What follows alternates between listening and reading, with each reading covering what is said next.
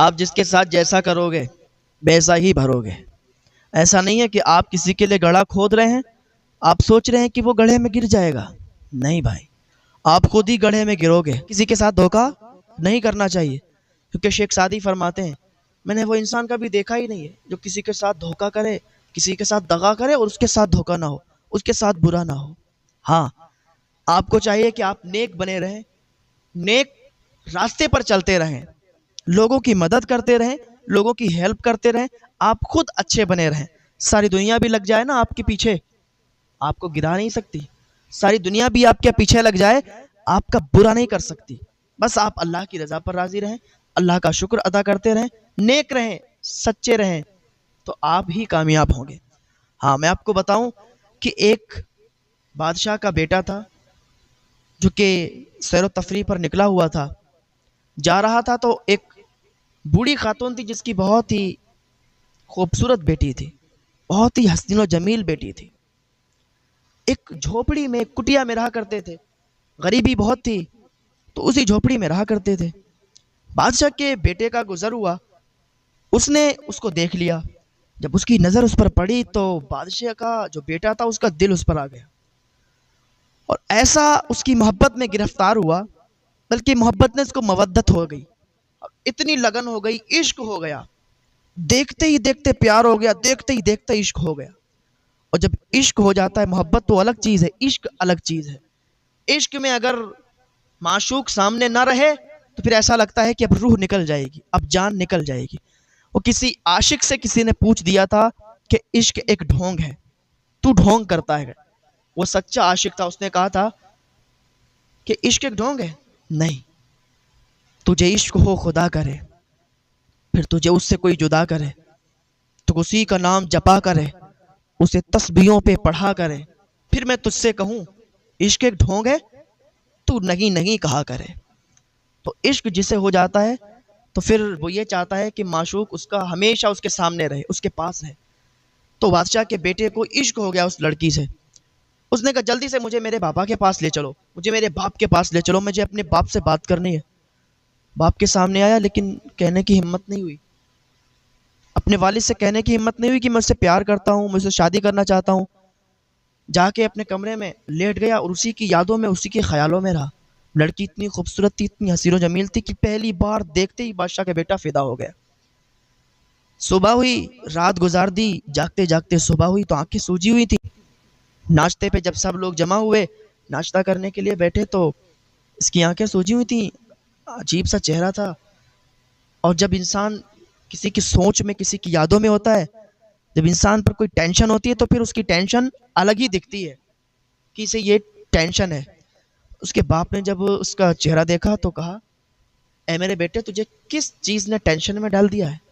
تو میرا ایک ہی بیٹا ہے، وہ بھی منتوں سے پیدا ہوا ہے، اور تو اگر ٹینشن میں رہے گا تو تیرا باپ سکھ نہیں رہ سکتا ہے۔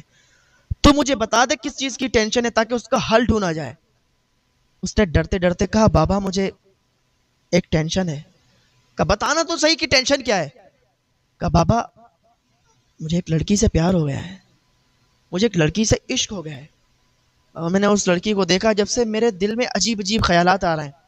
میں چاہتا ہوں کہ میں اسی سے شادی کروں، اگر میری اس سے شادی نہیں ہوئی نا تو میں مر جاؤں گا بابا، میری جان ہی نکل جائے گی، میری روح نکل جائے گی۔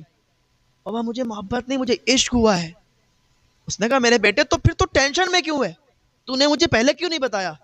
اب ٹینشن ہٹا دے، ٹینشن دور رکھ، کہیں بھی کوئی بھی ہو میں تیری شادی اس سے کراؤں گا۔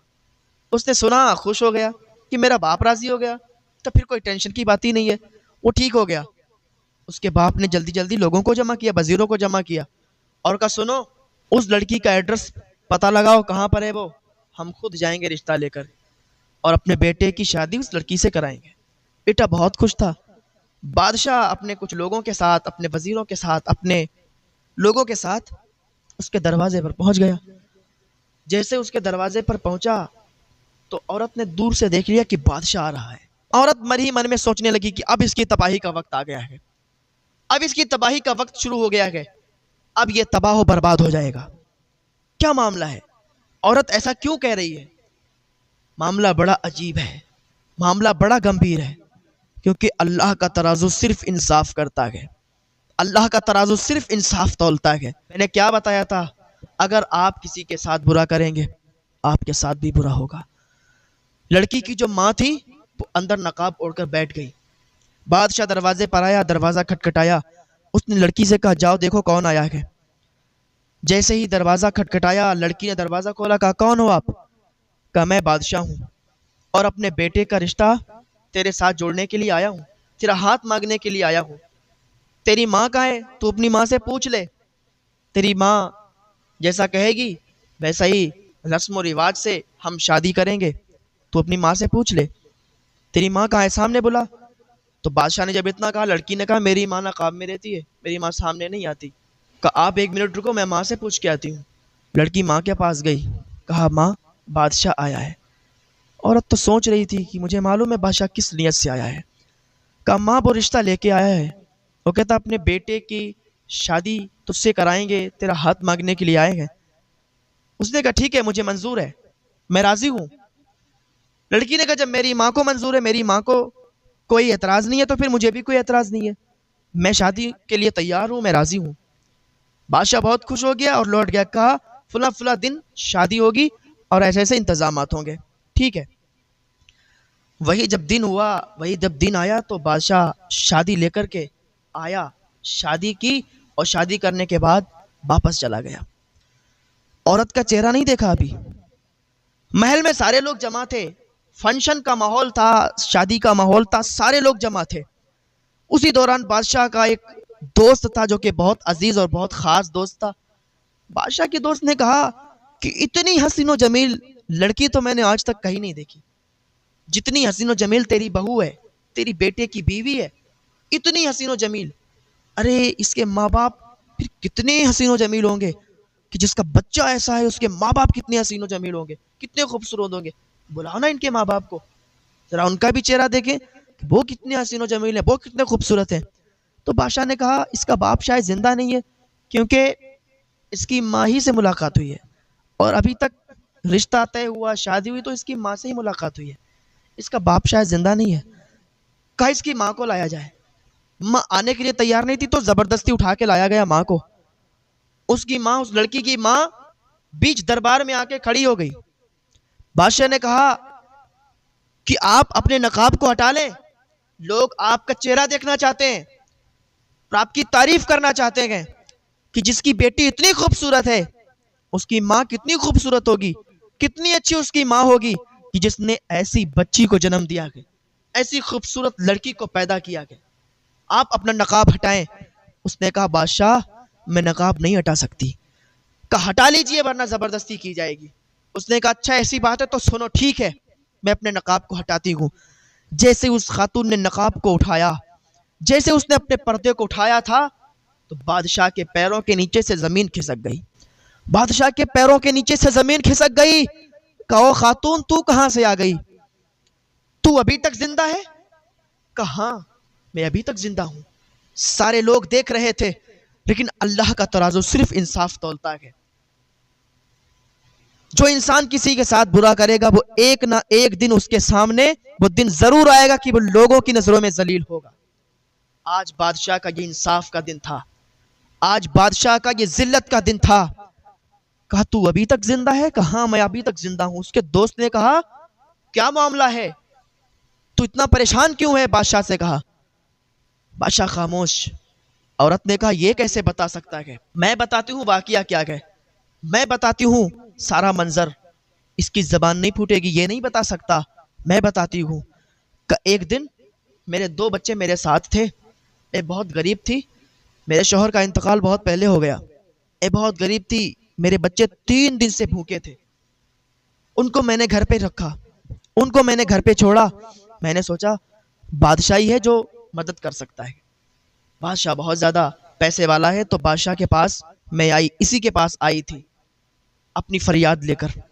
میں نے اس کو اپنی فریاد سنائی تھی، میں نے اس سے کہا تھا کہ میری مدد کر دو، میرے 2 بچے 3 دن سے بھوکے ہیں، ان کو کھانا کھلانا ہے، اگر میں نے ان کو کھانا نہیں کھلایا تو وہ مر جائیں گے، ان کی تڑپ، ان کی بھوک مجھ سے دیکھی نہیں جاتی۔ تو پتہ ہے اس نے کیا کہا تھا کہ اگر تجھے روٹی چاہیے اگر تجھے پیسے چاہیے، تجھے خیرات چاہیے، تو پہلے مجھے خوش کر، پہلے میرے ساتھ بدکاری کر، پہلے میرے ساتھ گناہ کر، منہ کالا کر، پھر میں تجھے خیرات دوں گا۔ میں نے اس کے سامنے ہاتھ جوڑے تھے کہ اللہ کے واسطے مجھ پر رحم کر، میرے 2 بچے بھوکے ہیں، 3 دن سے بھوکے، وہ مر جائیں گے۔ لیکن اس نے کہا تھا میں کچھ نہیں جانتا، میں سب کچھ نفس کو مانتا ہوں، میرے نفس کو خوش کر دے، مجھے خوش کر دے، میں تجھے خیرات دے دوں گا، تیری بچوں کی جان بچ سکتی ہے۔ لیکن اس نے پتا کیا کیا؟ مجھے 3 دن تک اپنے گھر پہ رکھا تھا، 3 دن تک اس نے میرے ساتھ بدکاری کی، 3 دن تک اس نے منہ کالا کرایا، 3 دن تک اس نے گناہ کروایا، 3 دن تک اس نے بدکاری کی تھی۔ جب میں 3 دن کے بعد اس کے پاس سے خیرات لے کے نکلی تھی نا، میں اپنے گھر گئی تھی، میرے بچے نہیں بچے تھے، میرے بچے مر چکے تھے، میرے منہ سے چیخ نکلی اور میں نے اسے بد دعا دی تھی۔ جو 3 دن تک میں نے اس کے یہاں بدکاری کی، جو اس نے میرے ساتھ بدکاری کی، تو میں نے اسے بد دعا کی تھی۔ جو میں خیرات لے کے آئی تھی، میں نے اسے وہی خیرات واپس کر دی۔ کا کیا مطلب؟ کہ یہ جو میری بیٹی دیکھ رہے ہو، جس کی آج شادی ہوئی ہے اس کے بیٹے کے ساتھ، پتا ہے یہ اسی کی بیٹی ہے، کیونکہ اس نے میرے ساتھ بدکاری کی تھی، حمل ٹھہرا، یہ بچہ پیدا ہوا، یہ بیٹی پیدا ہوئی، اور آج میں نے اس کی شادی اسی کے بیٹے کے ساتھ کروا دی۔ یہ شادی کوئی عام شادی نہیں، یہ بھائی بہن کی شادی ہوئی ہے، یہ بھائی بہن کی شادی ہوئی ہے، جو کہ بالکل حرام ناجائز شادی ہوئی ہے۔ بادشاہ نے اپنا سر پکڑا، گر گیا زمین میں، یا اللہ یہ کیا ہو گیا ہے؟ بادشاہ ایسا ذلیل ہوا لوگوں کے سامنے کہ لوگ اس پر تھوک رہے تھے کہ تو نے یہ کیا جرم کیا، یہ کیا کیا تو نے؟ ایک تو اس بے کس بے سہارا کے ساتھ تو نے اتنی زیادتی کی، تو نے ایسا جرم کیا کہ جو معافی کے قابل نہیں ہے، اور پھر آج تو نے اپنی ہی بیٹے کی، اپنی بیٹی کے ساتھ شادی کرا دی۔ سب سے پہلے ان کی شادی الگ کی گئی، ان کو شادی کو رد کرایا گیا، طلاق دلوائی گئی، اور پھر بادشاہ کو قاضی کی عدالت میں پیش کیا گیا۔ قاضی نے اس کے دونوں ہاتھ کاٹ دیے، دونوں پیر کاٹ دیے۔ تو جو برا کرے گا اس کے ساتھ برا ہی ہوگا۔ ایسا مت سوچو کہ آج تم برا کر رہے ہو تو تم بچ جاؤ گے، ایک دن وہ بھی آنے والا ہے، آپ کے ساتھ بھی برا ہوگا، اور یہ کرتوت جو تمہارے ہیں یہ سامنے نکل کر آئیں گے۔ ایسا مت سوچو کہ آپ کسی کو ستا رہے ہو تو آپ ایسے ہی رہو گے، آپ بھی ستائے جاؤ گے، اور یہ سارے جرم، سارے گناہ تمہارے سامنے کھل کے آئیں گے۔ دنیا میں بھی ذلت اٹھاؤ گے، مرنے کے بعد بھی ذلت اٹھاؤ گے۔ اللہ کی بارگاہ میں دعا ہے اللہ نیک عمل کی توفیق عطا فرمائے۔